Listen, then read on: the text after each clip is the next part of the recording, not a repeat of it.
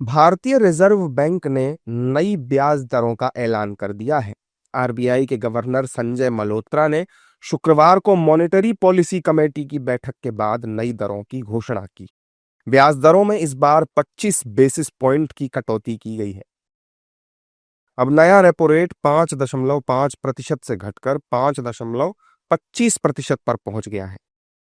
MPC की पिछली बैठक 1 अक्टूबर को हुई थी, जिसमें रिजर्व बैंक ने रेपो रेट 5.5% पर बरकरार रखा था। इस साल रेपो रेट में यह चौथी कटौती है। साल की शुरुआत में रेपो रेट 6.5% पर था, जो अब घटकर 5.25% पहुंच गया है। The MPC voted unanimously to reduce the policy repo rate by 25 basis points to 5.25% with immediate effect.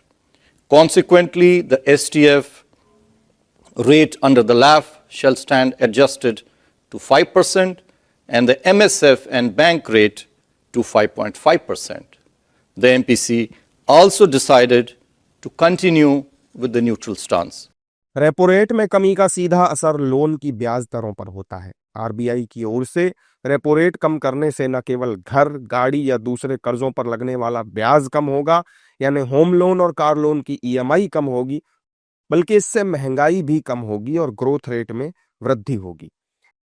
RBI के इस फैसले से देशवासियों को बड़ी राहत मिलेगी और उनकी बचत में भी इजाफा होगा। I think that is going to be positive for the market, and you will see the outcome in the long term. You will feel the outcome that yes, this has helped the economy to grow.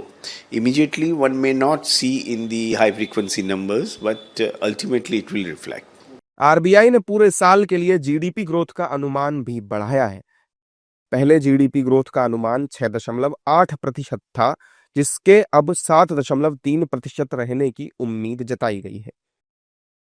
जाहिर है कि GDP growth में ये बढ़ोतरी पहली छमाही में अर्थव्यवस्था के मजबूत प्रदर्शन और विभिन्न क्षेत्रों में लगातार बनी हुई तेजी को दर्शाती है।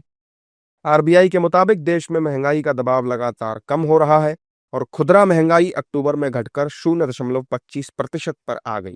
ये पहली बार है जब महंगाई आरबीआई के लक्ष्य बैंड के निचले स्तर से भी नीचे चली गई है।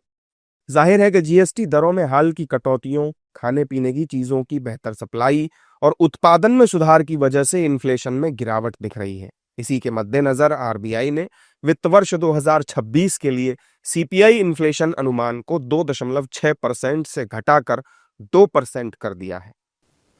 Since the October policy, the Indian economy has witnessed rapid disinflation, with inflation coming down to an unprecedentedly low level. For the first time since the adoption of flexible inflation targeting, average headline inflation for a quarter at 1.7% in Q2 this year breached the lower tolerance threshold of 2% of our inflation target. It dipped further to a mere 0.3% in October 2025. On the other hand, real GDP growth accelerated to 8.2% in Q2. RBI के repo rate में कटौती के फैसले से आने वाले समय में लोगों की जेब में अधिक पैसा होगा, जिससे खपत बढ़ेगी। खपत बढ़ने से मैन्युफैक्चरिंग बढ़ेगी और इससे निश्चित रूप से अर्थव्यवस्था को मजबूती मिलेगी।